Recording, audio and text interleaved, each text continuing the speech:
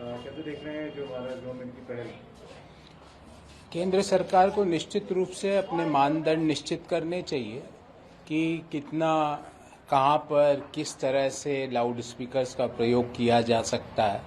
एक standard operating process तो देना ही चाहिए, क्योंकि अन्यथा ऐसा प्रतीत होता है कि केंद्र सरकार अपनी मौन स्वीकृति दे रहा है कि इन सब विवादों को बढ़ने दो, क्योंकि जब तक हम हनुमान चालीसा और अजान में व्यस्त रहेंगे तब तक हम रोजगार चालीसा पे बात नहीं कर पाएंगे। जब तक हम हिजाब और हलाल पे में व्यस्त रहेंगे तब तक हम महिलाओं को आत्मसम्मान और किस तरह से देश की जीडीपी की ग्रोथ को बढ़ाया जाए और किस तरह से देश में महंगाई जो निरंतर बढ़ रही है उसको रोका जा सके, उस पर बात नहीं कर पाएंगे। तो केंद्र सरकार को एक कदम आगे बढ़ के इस तरह के एसओपी देनी चाहिए, ताकि ये जो कंट्रोवर्सी या जिस तरह का वातावरण पिछले 20-25 दिन में बना है वो वातावरण समाप्त हो। और मैं तो बार बार कहता हूं कि जिस समाज में और जिस राष्ट्र में सुमति नहीं होती उस राष्ट्र में, उस समाज में वैभव आ ही नहीं सकता। जिस समाज में कुमति होती है वहां पर हमेशा एक दूसरे से घृणा ही रहेगी, वहां पे माता लक्ष्मी का निवास हो ही नहीं सकता। तो जहां सुमति नहीं होगी तो माता लक्ष्मी और वैभव का वहां पर उस समाज और राष्ट्र में नहीं होगा। इसलिए देश की सरकारें, केंद्र की और राज्य की, सब मिलके एक ऐसा वातावरण बनाए जिसमें सुमति रहे उस समाज और उस राष्ट्र और उस राज्य में। बात करते हैं नवनीत ब्रांच ने फैक्चुअल रिपोर्ट मांगी है गवर्नमेंट ऑफ महाराष्ट्र से 24 घंटे में, जो कंप्लेन नवनीत ब्राह्मण ने करी है, और हाई कोर्ट ने क्वाश करने से मना कर दिया है एफआईआर। कैसे देख रहे हैं इस घटना? देखिए, पवन पुत्र हनुमान के मैं भी परम भक्त हूँ, पर मैं ये तो नहीं कहूंगा कि मैं नवनीत राणा के घर के बाहर या घर के अंदर घुस के ही गाऊंगा। कल मैं ये जिद कर लूं कि मैं तो उसके नवनीत राणा के घर में घुस के गाऊंगा, रात को 2 बजे गाऊंगा जब नवनीत राणा सो रही होगी, उस समय गाऊंगा जाके लाउड स्पीकर लगा के। ये कोई बातें हैं क्या? उनको भी सोचना चाहिए कि वो जनप्रतिनिधि हैं। ये ड्रामे से जनप्रतिनिधि नहीं बनते हैं। जनप्रतिनिधि बनते हैं लोगों के विकास से, लोगों की भावनाओं को समझ के। आप जिद करो मैं तो वहां जाके हनुमान चालीसा गाऊंगी, क्यों गाओगे आप हनुमान चालीसा वहां जाके? आप अपने घर में क्यों नहीं गा सकते? आप आंखें बंद करके क्यों नहीं गा सकते? मैं आपको बताऊं, मैं अगर अभी आंखें बंद करता हूं तो मेरे साक्षात मेरे सामने हनुमान जी प्रकट हो जाते हैं। मुझे किसी के घर जाने की जरूरत नहीं है। मैं तो एकांत में अगर हाथ जोड़ के ऐसे खड़ा होता हूं तो पवन पुत्र दिखने लग जाते हैं मुझे। तो अगर भक्ति करनी है तो भक्ति, भगवान के प्रति समर्पण एक बहुत ही निजी पर्सनल अफेयर होता है हर व्यक्ति का, और इसको पॉलिटिकल गेन्स के लिए जो भी प्रयोग में लाता है, मैं कहता हूं वो नीति के खिलाफ भी है और धर्म के खिलाफ भी है। अगर कोई भगवान पवन पुत्र महाबली बजरंग बली का नाम अपने निजी फायदे के लिए, धर्म का एक ढोंग करने के लिए प्रयोग करता है ना, तो पवन पुत्र का घोटा उसको ऐसा पड़ता है कि वो जीवन में कभी आगे नहीं बढ़ पाता। देवेंद्र फडणवीस का चार्ज लगा दीजिए अगर हनुमान चालीसा चांट करते हैं, और अगर यही मानते हैं तो हम एंटी नेशनल मानेंगे। अगर सेडिशन का चार्ज भी आप लगाना चाहें फिर गलत।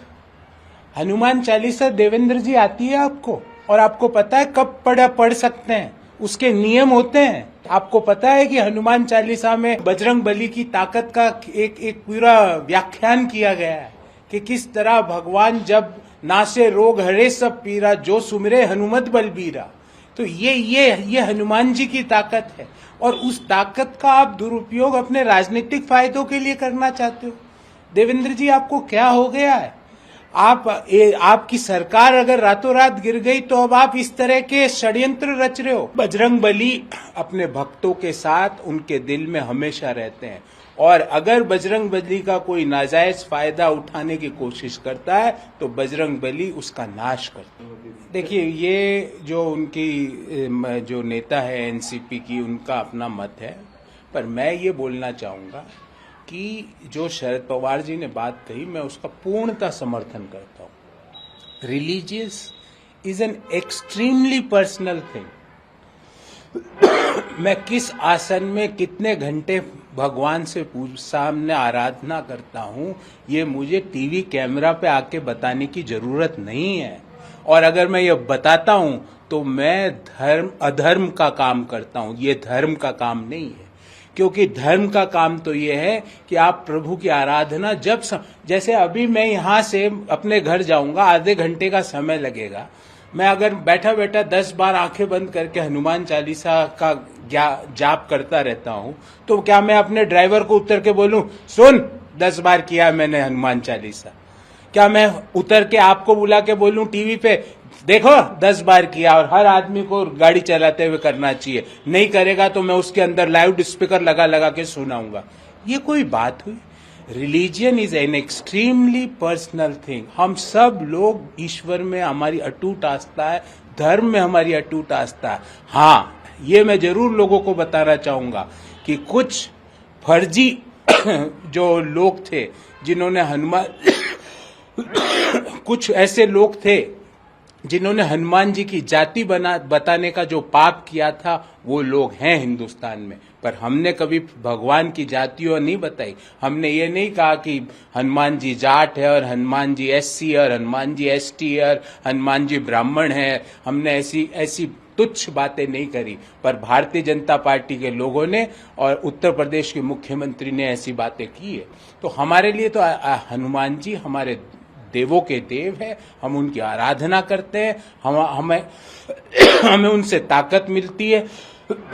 और जब भी कोई समस्या में पड़ते हैं, हम तो आंखें बंद करके भगवान श्री राम और बजरंग बली का आराधना करते हैं। हमारे सामने, आंखों के चारों तरफ सामने राम दरबार सज जाता है। ये मेरी भावना है, ये मेरा धर्म है, ये मेरे संस्कार है, ये मेरा देश है।